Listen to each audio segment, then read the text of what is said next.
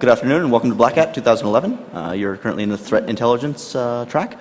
We have Alex and Julia from FireEye who will be discussing the Rustock Botnet.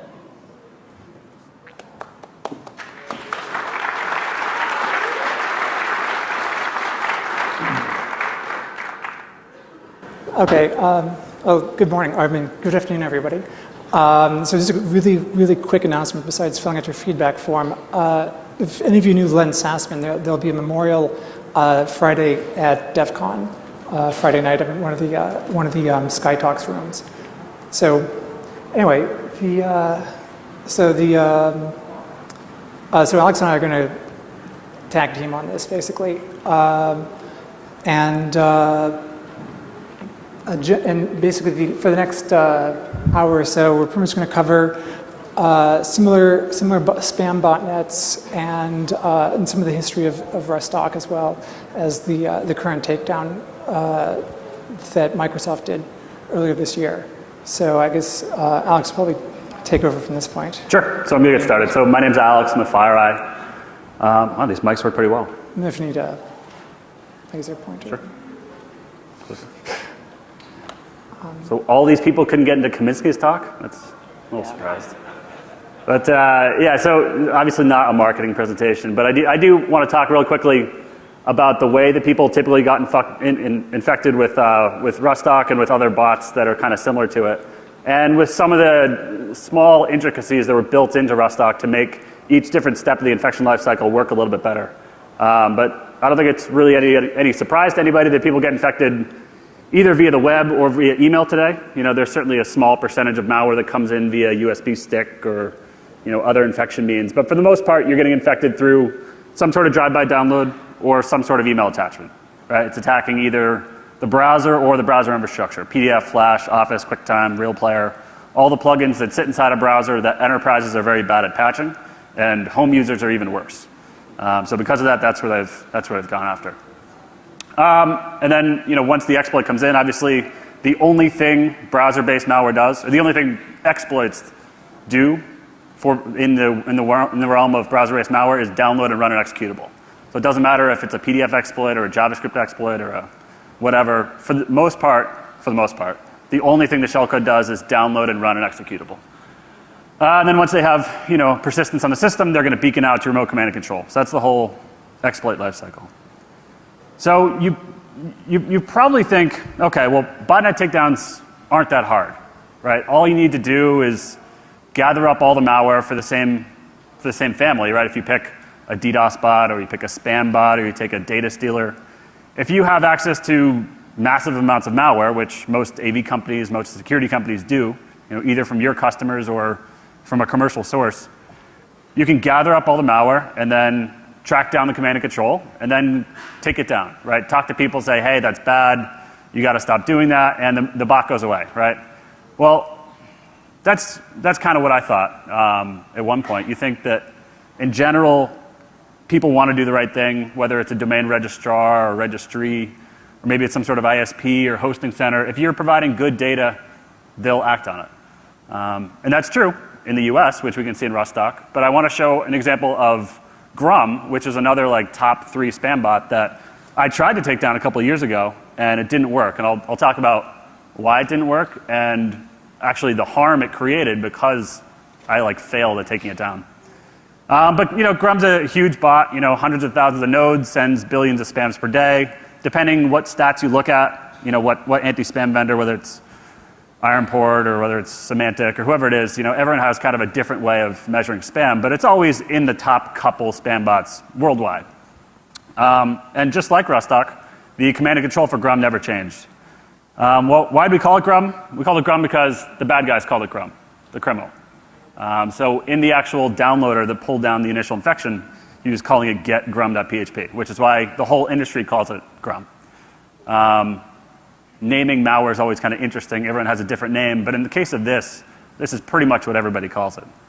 So that's kind of how we started. We started tracking the downloads of this, because that's kind of how you have to do your research, right? You can't reverse engineer something you don't have.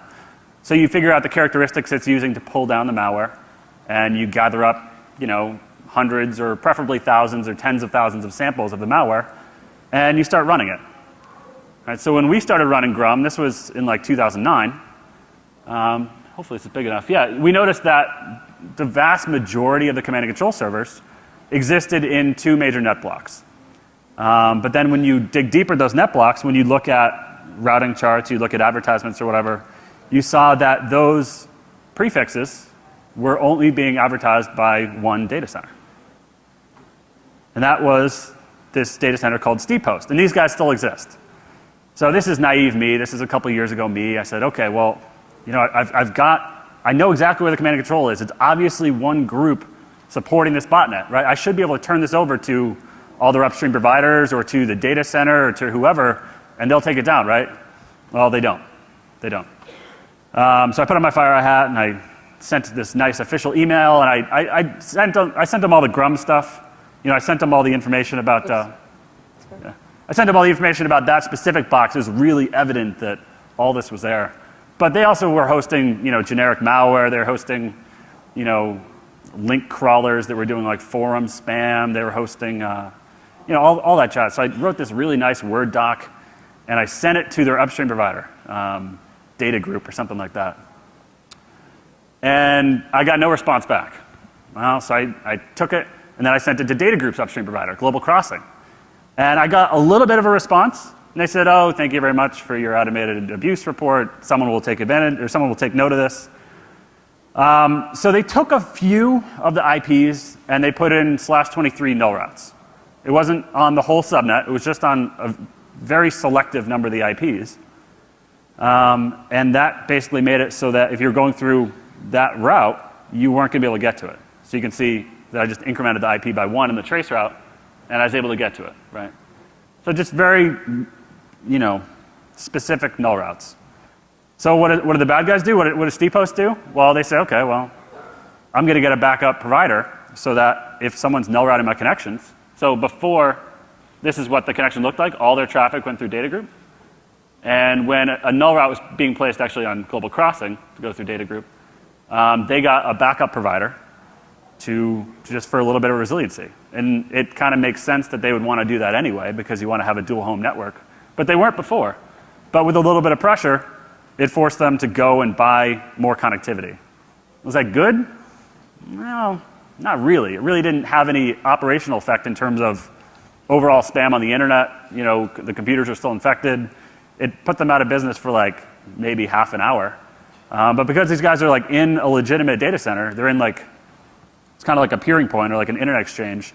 They had access to all these other, you know, tier 1 or tier 2 internet providers, so they just buy transit from other people. And then worse than that, they started adding multiple levels of obfuscation to their command and control servers. So this is what the bot talked like at the time. It doesn't look like this anymore, and I'll get into that. But this is what the bot talked like at the time. When you connect and you knew what page to go to, it would give you this unique ID. And then this ID would be used as a key to do the obfuscation or like bad encryption for the command and control. But if you hit the command and control server directly, it would throw up this fake musician's friend website. And they were actually like iframing it to musician's friend.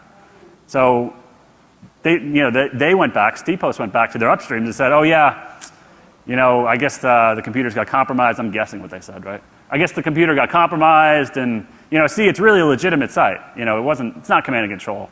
But at the same time, they were, you know, still an active CNC. And they did it with a bunch of the other CNCs. So this happened like hours after the null route. Like they were clearly watching exactly what was going on.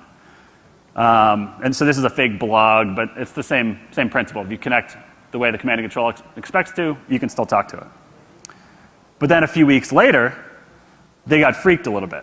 So they had used that old command and control structure that like gets spam ID, like very clear in the UI for a long time, like a year and a half. And they've actually subsequently sold off that code base, or at least shared it with someone else. So what they did is they changed their command and control structure. So now everyone who'd written snort signatures for what the old bot looked like, those didn't work anymore. And they changed it to this like fairly innocuous looking UI, or URL rather. And they started embedding the command and control inside the user agent field. So all those snort signatures just didn't work anymore. And the bot was still up. So was this successful? no, it was like a pretty big failure, right? So that's all I'm showing here. Is that now it's all embedded inside the user agent. And this is what it looks like today, right? It's still a top, pardon? Oh, yeah. Oh no, I guess not supposed to ask questions. You can ask questions if you feel like that. You can shout it out. I don't really care. But the command and control is now embedded inside the user agent. So it's not like particularly super sophisticated, but it was good enough to defeat all the standard mechanisms that people had put in place to detect that bot. You made a distinction between ISPs and companies outside the US. Ukraine, no, yeah, it's based in the Ukraine. I'll repeat the question. Oh yeah, so he had asked it. I'd kind of made a distinction about, good ISPs and bad ISPs and good registrars and registries and bad ones. And in this case, I mean, it looks like they own a whole bunch of the infrastructure. So if you can fake being a legitimate data center, right? If you tell your upstream that, oh yeah, I'm a data center, I have lots of customers, you can kind of pass the buck and say, oh yeah, it wasn't me doing this bad stuff, it was one of my customers. Oh yeah, I'll go tell my customer to go clean it up because he had some vulnerable WordPress installation that led to him getting compromised. It's obviously actually the guy who owns the data center. Yeah, so then they changed up their obfuscation a little bit. So now if you wget, and again, I just did this like yesterday, if you wget the new command and control, it gives you a 404 back. But if you connect the way the bot expects, which has like the proper user agent and what the encryption key should be, then it sends you down the encrypted command and control. So it's a little naive to think that you can just collect all the data about the bot and then hand it off to the people who provide them access and have it do anything. It unfortunately isn't quite that easy. All right. So Julia's going to talk a little bit about some of the early Rustock stuff, and then I'll get back into it. All right. So Rustock was first named in about 2000 by Symantec. In the long tradition of no two antivirus companies ever calling a piece of malware by the same name, it was also known as Costrad and RK Rustock and some other stuff. Initially, it was a very different sort of bot at the time. It used RSC at the time, IRC for its CNC at the time, which is fairly common in 2006. And the CNCs were on the Russian Business Network, along with many other botnets at the time. It also just, rather than having its own SMTP engine, it just had a SOX proxy. And the CNC would literally just send through the SOX proxy on the victim machine to whatever CNC and stuff like that. It did some of the fairly old-fashioned rootkit type tricks. So it slowly evolved a bit. About 2007, it switched to using HTTP for its CNC communications, and it switched to being a template-based spambot. So for template-based, basically doing your own SMTP through a proxy is rather slow and inefficient. So what the CNC does is it hands like a mail merge type template to the bot and a list of email addresses and says, send this email to this list of email addresses and fill in the blanks appropriately and stuff. So it's a lot more efficient because then you've got you've parallelized your sending by about 1 million fold or whatever the size of the botnet is at the time.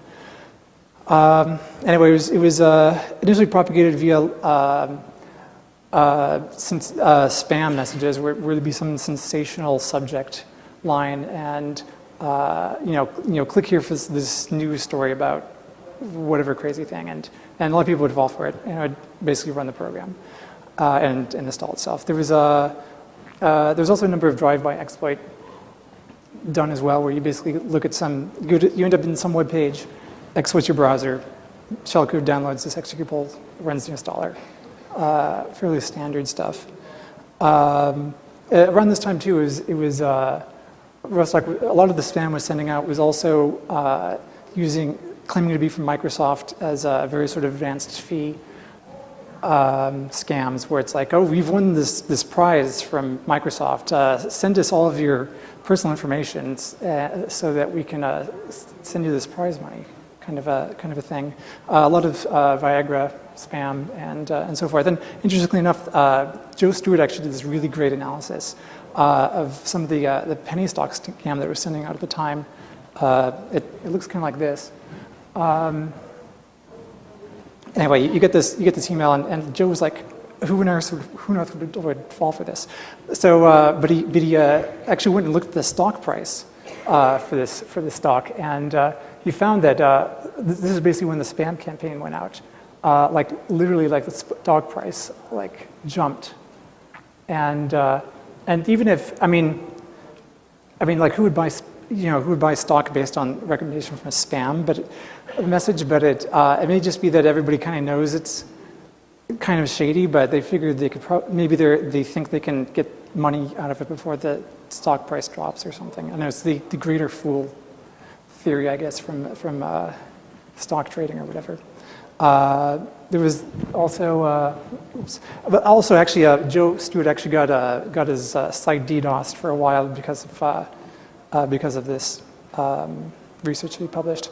The advanced fee Microsoft type things look like this. It's like your email is when you have 1 million Great British pounds and blah, blah, blah. Typical 419 scam stuff.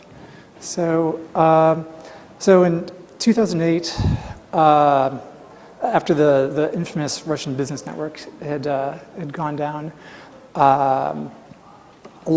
many of the CNCs were hosted at Intercage until it went down in September of 2008, and then after that, almost just about all of them were actually hosted at Mikolo, which was depeered in November of 2008, and that's another long story.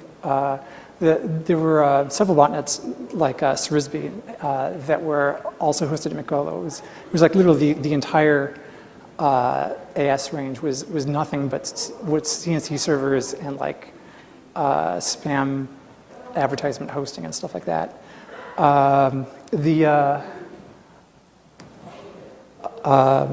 So yeah, we ended up actually, we took this opportunity to actually hijack the Srisby botnet and permanently shut it down, but we didn't quite get it all done for Rustock.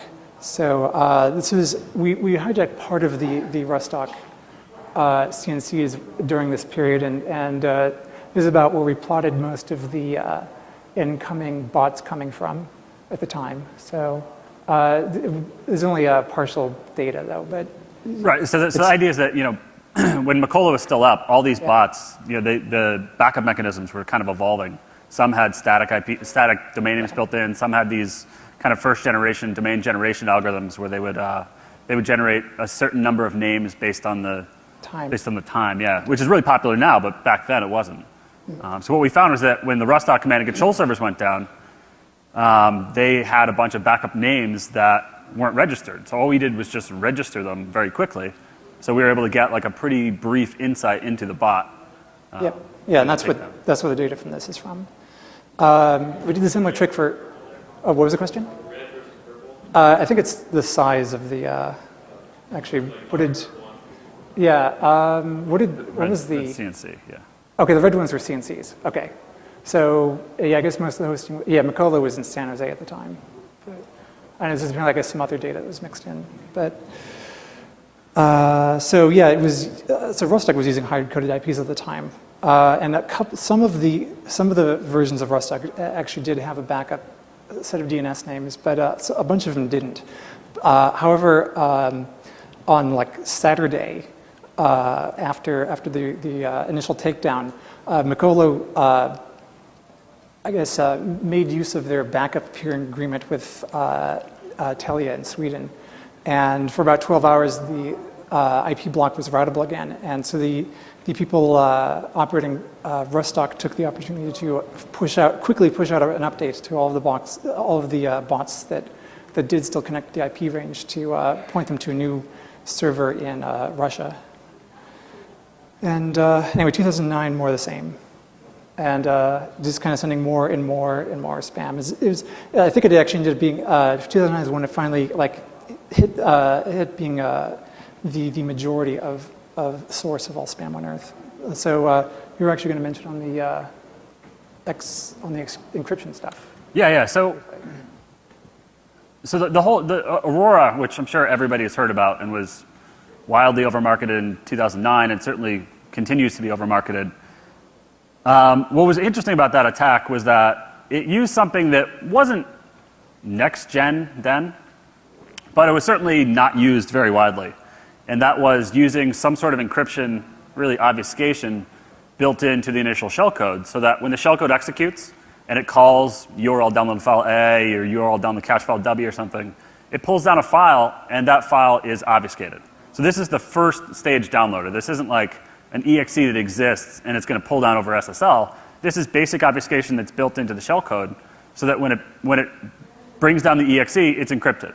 And the only reason you would ever do this is to defeat some sort of network-based device that's generically watching for like a PE header, right? Looking for MZ, extracting to the end of the TCP flow, and then reconstructing it. That's really the only reason you'd do this on the network layer, because to the host, it's going to get reconstituted to an executable, just as if it was downloaded directly. So Aurora did this 2 years ago. And unfortunately... And it was not the first. Yeah, it was definitely not the first time. Yeah. But it wasn't very widely used. You know, the concept was around, but really only in targeted attacks. But now what you see is essentially Rustock doing the exact same thing, which I'll talk about in a sec. But you know, a few years ago, in like the Macolo days, the pay per install infrastructure was really just kind of coming up to speed. Again, it existed, but it wasn't as prevalent as it is today. And Rustock was distributed almost entirely through the pay per install mechanism.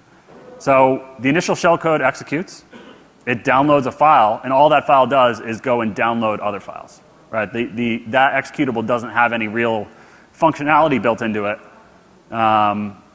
except to go and download other files. So from a dynamic perspective, from an analysis perspective, these downloaders have been really effective because they're not doing heuristically strange things to the desktop. Right? When you pull down one of these downloaders, and there's obviously exceptions, but for the most part, they're not like hooking anything in kernel mode, they're not escalating privileges, they're not generating a whole bunch of outbound connections. All they're doing, they'll come with like a couple of URLs, sometimes a text file, and they'll just reach out and download things and run them. So that gives them a lot more flexibility because they can put 1,000 URLs into one of these things, and they only need one to get through. Right? So that's kind of how they're able to be so successful.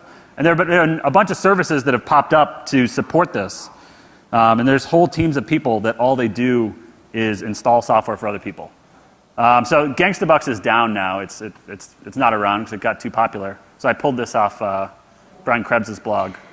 But Chris Greer from UCB had also sent this to me after I'd posted something about Rustock on our corporate blog. And he said, oh yeah, well, all that Rustock stuff is being downloaded directly by Piptia, which is the downloader pushed out by Gangstabucks. Which we'd kind of known, but it's always nice to get third-party validation from people. But interestingly, when Rustock, when that downloader, when Piptia was downloading subsequent files, in the case of Rustock, it was downloading encrypted files.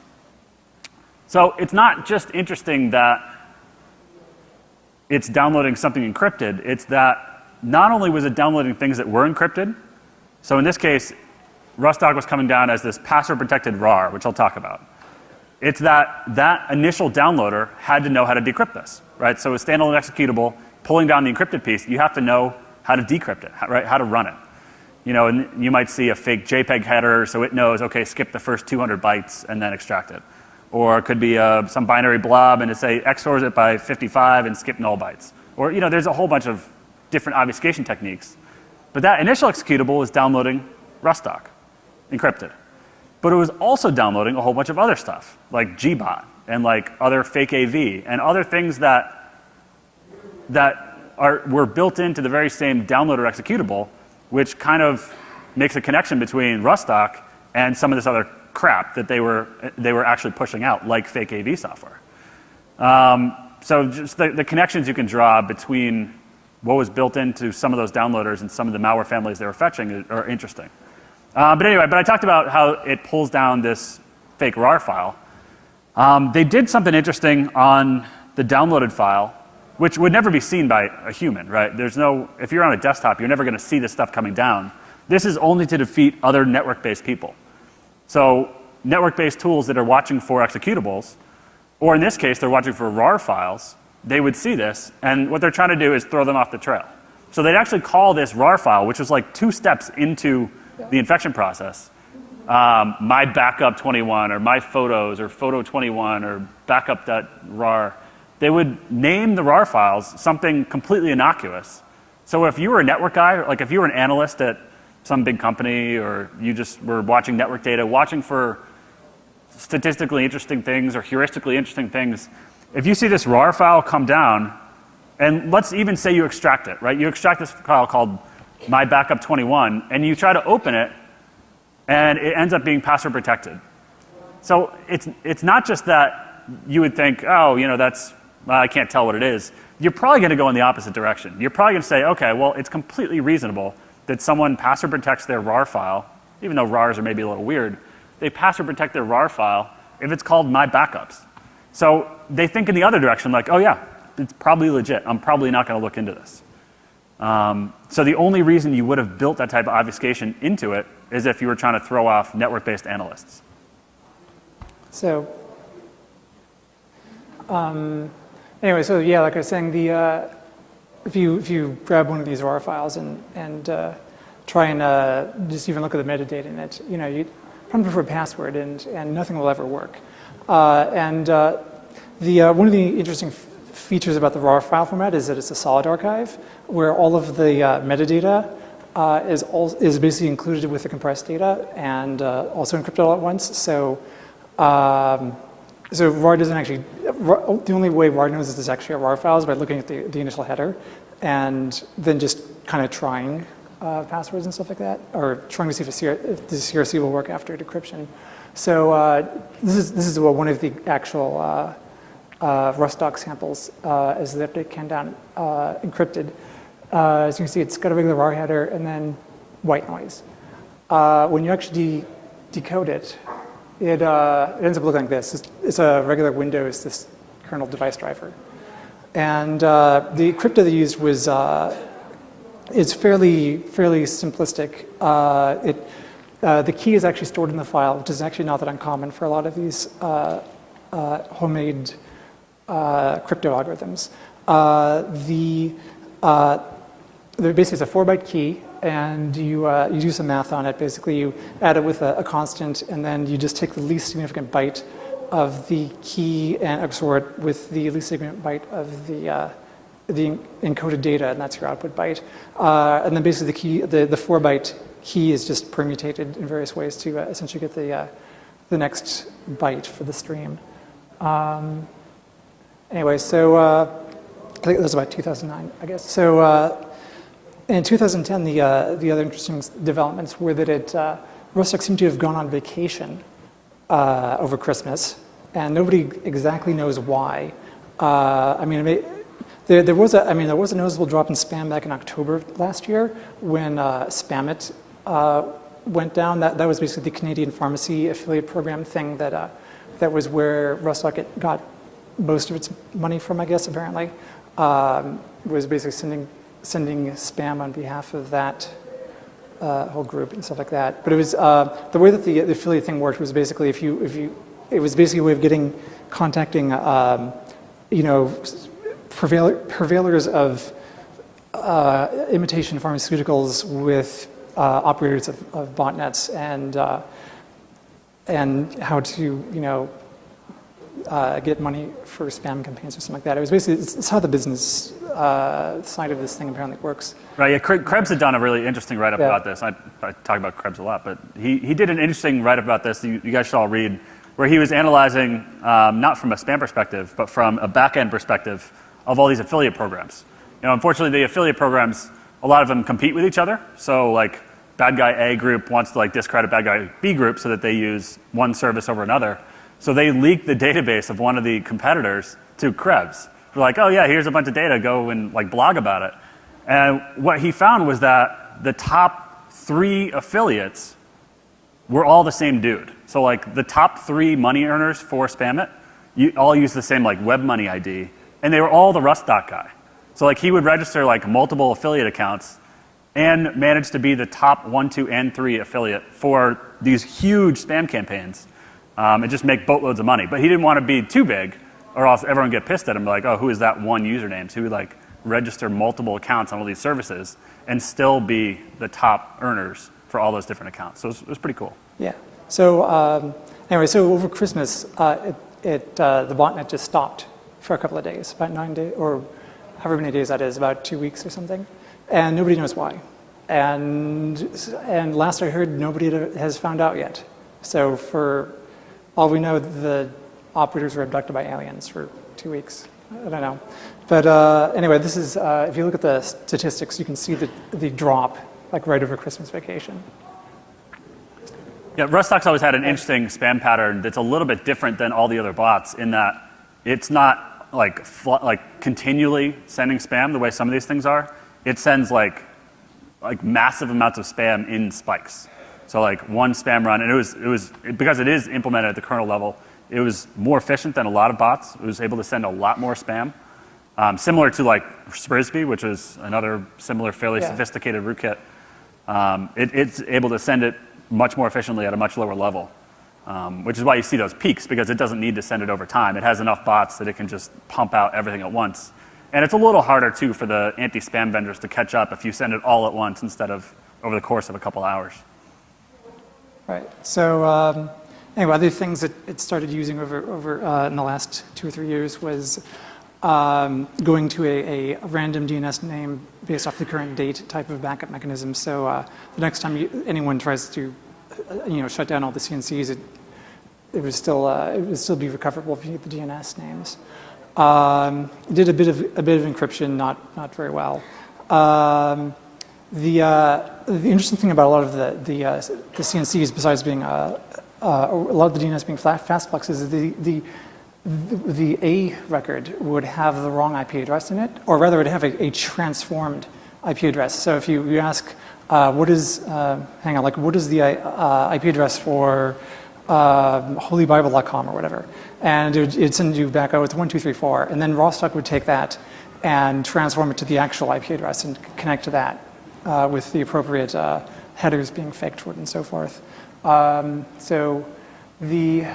Let's see, this one was this was like one of the main, this is like the main incoming DNS name for most of earlier this year. Yeah, so a lot of times this name would never exist. So it would do the lookup on like some other domain name, would get an IP address, and then would connect directly to this. But like for the most part, this domain name, if you were to look it up directly, never connected to anything. But what was interesting about the way they kind of changed their communications, and like you'll see this throughout the different steps of their infrastructure, they're trying to fool different types of people in the different ways they do obfuscation. So again, in this case, they're going after the network guys. If you're a network analyst and you're looking for statistically strange URLs or URI calls or maybe strange headers or user agents or something like that, they embedded a proper user agent. They had a full HTTP header instead of just like very small chunks that some people will, because you can get by with just like a get or a post and then a host header. So like that's all you need for HTTP to work. But if you look at what a browser has, it's like accept language, accept encoding, pragma, all that garbage. So they added that all in, even though they didn't really need it. And better than that, they actually made all their posts, all their connections, look like you were logging into a message board and posting to a thread. So they copied the format that you used for, it wasn't PHPBB, but it was one of those like popular PHP-based bulletin boards, and they embedded their command and control in those URLs. So again, they could have easily not done this. They could have done it on something that was easier for them. But they specifically did it this way to not just make people say, I can't tell if that's good or bad. But if you see this, you're like, oh, that's a message board post. That's obviously legitimate. So like you go in the other direction of thinking it's completely legit.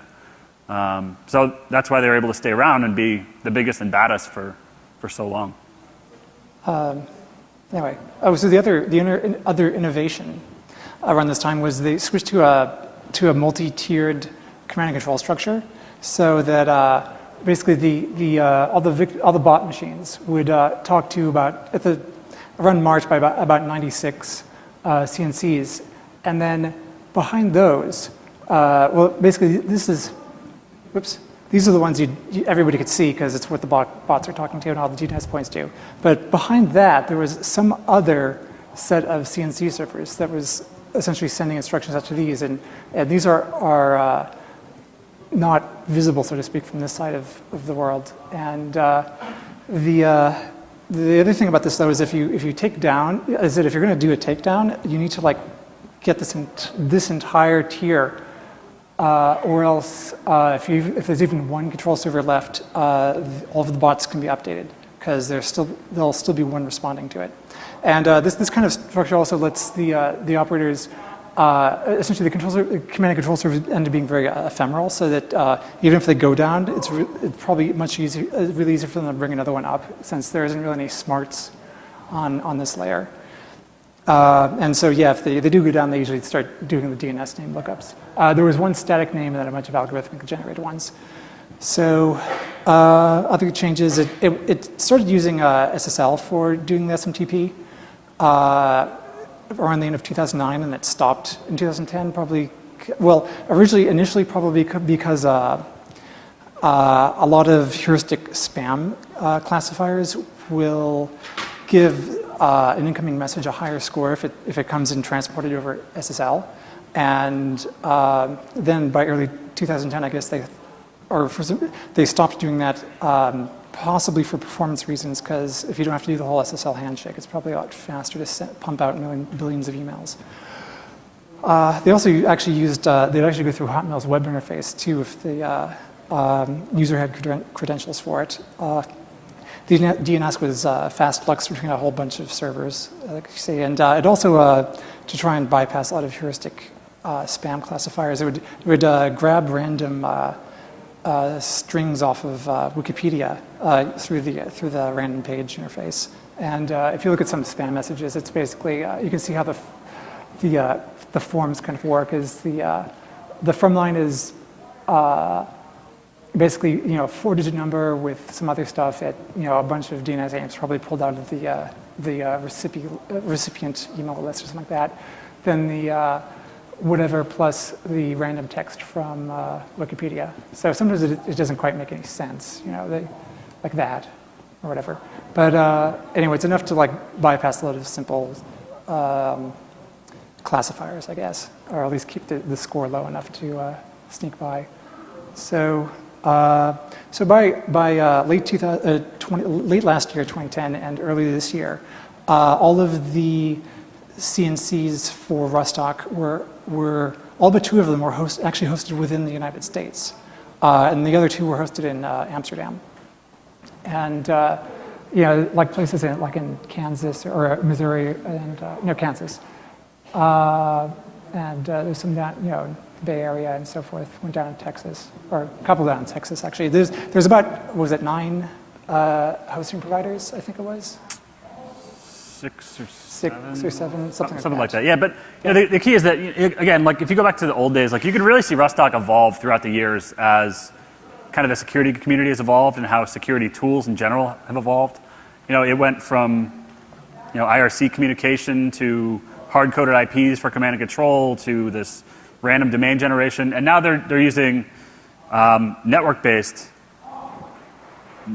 inferences they're building into the network communications to, again, throw people off the trail. So just like APT, sophisticated malware did this a few years ago, now you're seeing it built into truly commodity malware, or malware that's not targeted, not advanced or whatever. So in the old days, and today certainly, if you get hit by APT, the first hop isn't going to China, right? It's going to a server in some nondescript place in the US. Maybe it beacons one more time, and then it goes back to China. Well, spam bots are starting to do that too, right? So they pick servers in possibly the most, I don't want to say nondescript, but the only thing I can think of is the Saturday Night Live routine with Vice President Biden when he talks about Scranton, Pennsylvania. So they bought a bunch of servers in Scranton and use that as a big command and control point. And they bought a bunch of servers in Kansas City. And they these places that there's nothing wrong with Scranton, Pennsylvania, but it's not just that it's not suspicious, it makes you think that it's completely legit. If you see traffic going to Scranton, you're like, yeah, it's probably legit. What bad could possibly be going on there? So just really, I don't know, you see they built so many things into it that make you think it's legit instead of doing it the easy way. Somebody's posting a message to holybible.com hosted in Scranton. Yeah, Holy Bible in Kansas City. Seems legit, So this slide's skipping ahead a little bit, but this is skipping ahead. Microsoft. This is actually where most of the victims were based on research that Microsoft did. So yeah, so the way they did this, we'll talk about the takedown obviously, but the way this was generated is Microsoft used a bunch of legal mechanisms, which we'll talk about, to seize certain domain names and then sinkhole the domains. So then they were able to see. Oh, this was actually before they did that, though. No, wasn't it? That's from the sinkhole. Oh, this was in the court filing. Oh, whatever. So in March, so Microsoft filed a bunch of court papers to basically get the U.S. federal marshals to go and physically seize all the Rustock CNC servers that were hosted within the U.S. And they I don't know precisely what they did in Amsterdam, but in any case, so. Yes, it did it simultaneously. It was all done like within an hour. Yeah, exactly. Yeah. So the Microsoft DCU guys, they have this whole department that's basically set up to like bring the hurt to bad guys, and they kind of approached us and they said, what do you think? Not just it would be able to be taken down, but is causing a lot of harm to our customers. And from where we stand, we make a product that detects malware. Rustock was like not just the most prevalent, but it was causing like a very easily measurable amount of harm on the internet. Like if you go after like a banking Trojan or like a DDoS bot, it's sometimes hard to come up with a metric to figure out if it was actually successful. So when anybody wants to go after something, you want to measure success. So they said, what do you think you could provide us some intel on that would help us, both validate what they were seeing and from like a third-party security company perspective, just basically give us your input. So we put together a set of monitoring tools where we were feeding them all the command and control servers that we were seeing on a daily basis.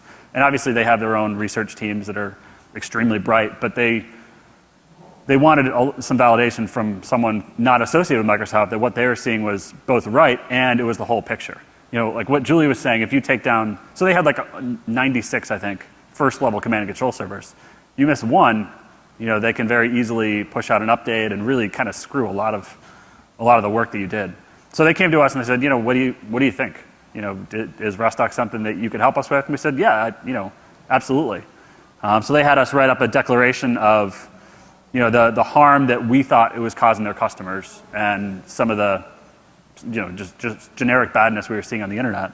So we did that and we filed it actually in February.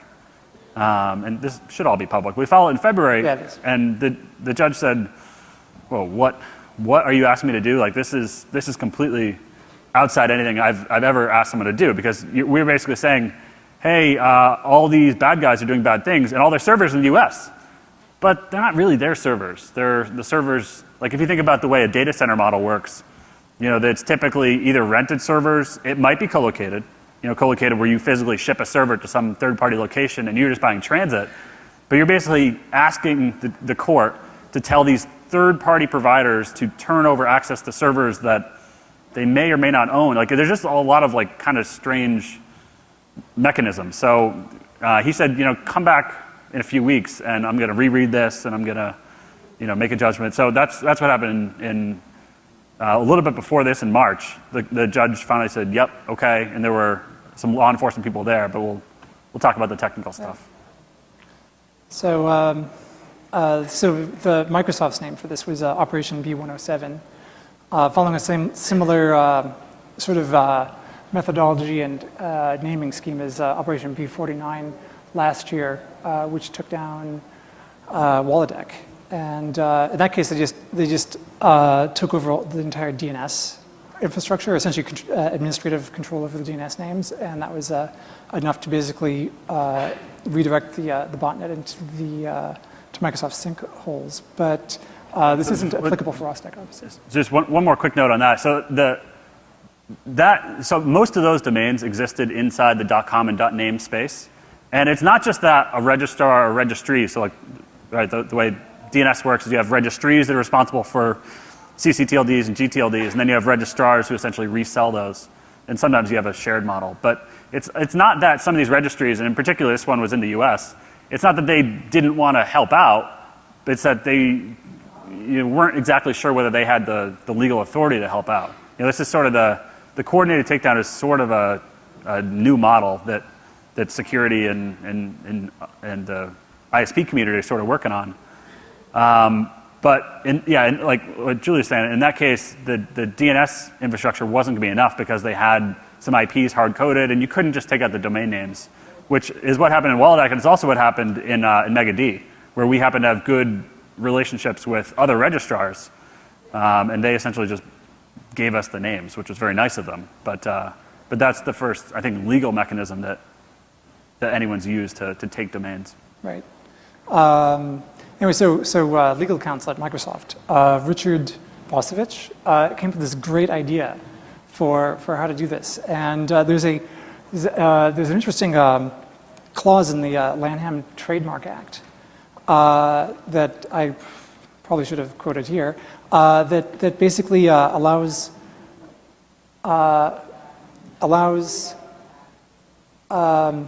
anyone who owns a trademark to seize counterfeit goods.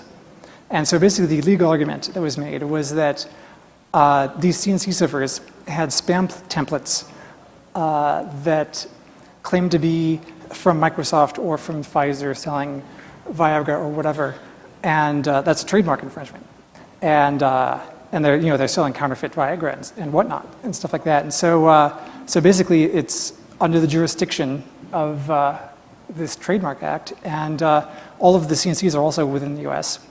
jurisdiction, so this still applies. And there was a lot of victims in the U.S. also, and so basically the jurisdictional requirements have been satisfied as well. The actual request that Microsoft made is kind of written like this. Basically, it says, all your servers are belong to us, kind of.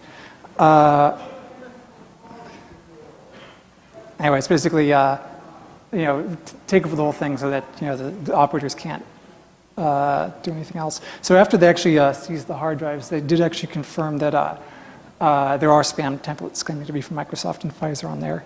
Not really surprising. These are the seized hard drives in question. Yeah, so it's not. So I do want to be clear because like some of the press got it wrong originally.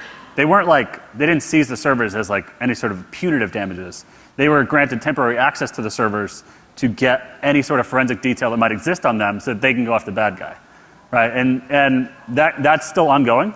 But certainly if a bad guy doesn't think, or he thinks his servers are pretty bulletproof, and these were up for like a year and a half, so there's a reasonable chance that he thought that he was pretty well protected, so he might have made a mistake, such as connecting directly to it, like SSHing right to the server, or leaving things on it, like leaving a code base, maybe he's compiling something, leaving code artifacts, leaving things inside the server side of the command and control that's never meant to be seen by a person. You never see that.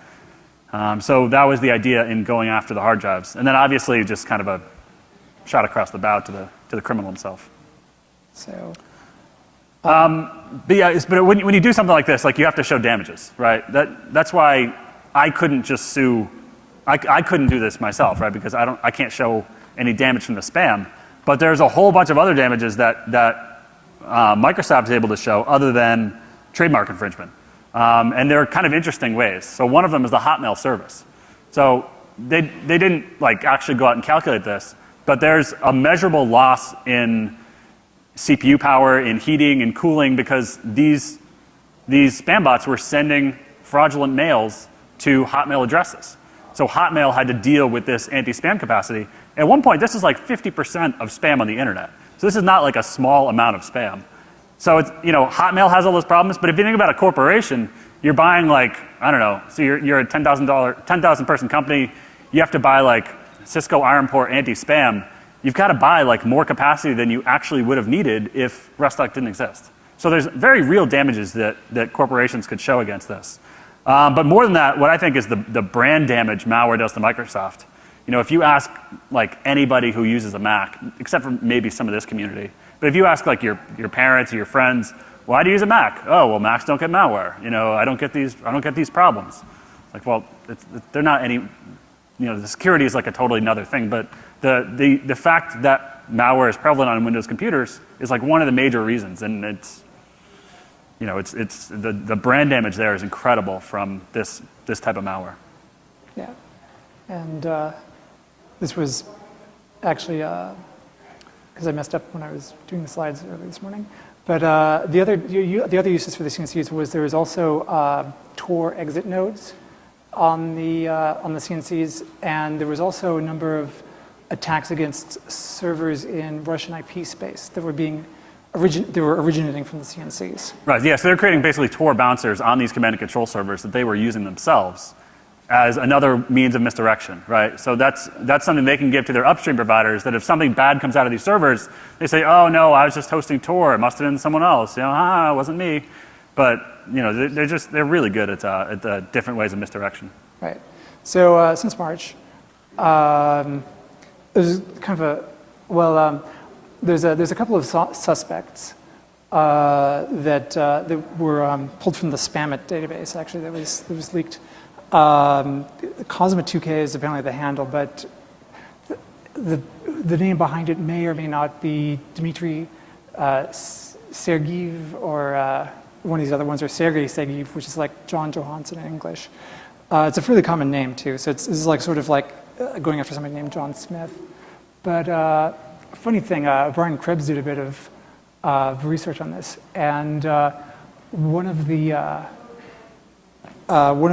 hosting providers he contacted, Brian Krebs contacted, and the operator of the botnet hadn't paid their hosting bill, and so the operator was happy to say who had purchased this hosting service, and there was it was basically a WebMoney account that was a confirmed, verified one, which basically involves going to some physical office in somewhere in Russia and showing a picture ID, and the name associated with that was Vladimir Alexandrovich Shergin, and one of the funny things that Krebs discovered was the resume for one of these people. And there's some kind of really interesting things written in here. I mean, besides University of Belarus kind of stuff like that, but there's like right here in the middle, it says that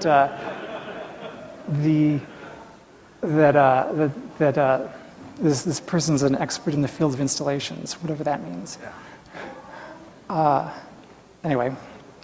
So let's see. Also, since March, Microsoft's been doing the due diligence to try and get a hold of the people whose property they seized. They've been running full-page advertisements. Well, they tried to email and ICQ like every means of contact with these alleged people that they could think of. So far, nobody's responded. But funny about that. But anyway, they've been running quarter-page advertisements in a couple of two newspapers, like in St. Petersburg and Moscow or something like that. The advertisement or the things here is basically saying, "Hey, we seized a bunch of servers and IP addresses. If they're yours, please contact us if you want them back or anything." This is the.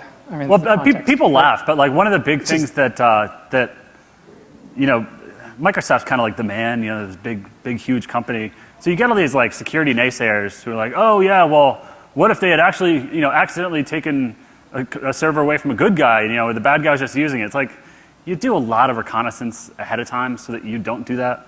And like these command and control servers, it's not like if you look at any big CNC, these things are controlling like 10,000 bots at once. Like you can't do that on a regular Joe Blow hosted platform. Right, they had like 100 servers that were full dedicated hardware. It was very apparent these were dedicated. These weren't shared servers. But obviously, no one complained that their stuff was accidentally taken down. It's just, if you're careful, it doesn't happen. Yeah, I find this quote hilarious. It's from the court update that no customers of the IP addresses in question or the domains in question have requested that the IP addresses and domains be reinstated. Anyway, so Anyway, so from Microsoft's Sinkhole, the number of bots has actually been declining. Back in March when this was done, it was about 1.5 million, and now it's about half of that.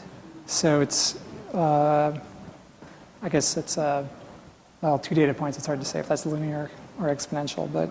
Yeah, measuring bots by source IP is like just a pretty bad way to do it, especially when you do it over more than the course of a couple of days. So if you get 1.6 million hits over a week, it's pretty fair that it's around 1 million. Yeah, I can't remember if there may be a unique identifier in this case. I've forgotten. Not that we'd have. This one? The Sinkhole would, but. Yeah. Anyway, similar techniques were used for core flood back in like May or June or whatever it was. Anyway, so so this is what global spam volumes look like. Yeah, so this would be the CBL guys who do a really good job of tracking bots based on handshakes of the mail agent. Like they actually all have unique handshakes, kind of either based on time or based on headers. So the CBL guys, and I don't think it's public who they are, so I won't say who it is, but they do a really, really good job. And so they were tracking Rustock, and so the left is over 1 month and the right is over 1 week, and you just see it completely flatlines. It just stops, which is where the takedown happened. But the spam cop guys, who I think are owned by Cisco, that's what all the big green spikes are. And then when the spikes stopped, that's when the bot went down. So we think it was pretty successful because, I mean, spam is, in general on a downward swing, especially direct to MX spam as opposed to spam via stolen accounts. But I don't know.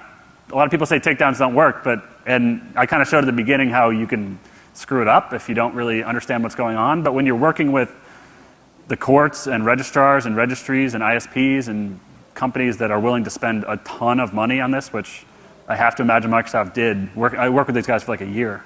I can't imagine the number of billable hours they were charged, but it can work if you go at it the right way. Right. So I guess shout outs to everybody. So basically a lot of people worked on this. Microsoft did the bulk of the work, I think. Yeah, I mean, the Microsoft guys obviously deserve all the credit. All we did was just provide them with the daily list of CNCs to help them validate their own internal research. Right. But they had a bunch of people write declarations on behalf of them, and we didn't even really talk about the Pfizer stuff. But Pat Ford, who at Pfizer, actually bought a bunch of the drugs. He got he got real credit cards and bought a bunch of the drugs and had them tested. And there was a 60 Minutes thing where Pfizer was highlighted, and there was any range from like a pretty good knockoff of the drug to just garbage, like just filler, to the wrong thing, like instead of getting, Viagra, you get like blood pressure medicine, or you get Viagra mixed with penicillin, which is kind of like, you might not, it's actually a pretty good marketing idea if you think about it. Yeah. So there's a really good 60 Minutes episode about that you should check out. But obviously, a lot of the earlier stuff, Julia had mentioned Joe Stewart did on and Brian Krebs. Everyone does a good job with this stuff. Yeah. And also as a footnote, and I forgot to mention earlier on the hosting within the US and Amsterdam, is another possible reason is that the US and Amsterdam have very, very good network connectivity. And if you're, continuously talking to about, 1.5 million machines, you need enough infrastructure to handle that much bandwidth. I was actually going to do the math and calculate about how much bandwidth was actually needed, but I didn't do the math. Yeah, I mean, but try to imagine a corporate network that's 1.5 million computers. Like, except for like some sort of like DoD network, I don't know what would possibly have that many systems. Yeah. So, yeah. All right. Any questions? One? Okay.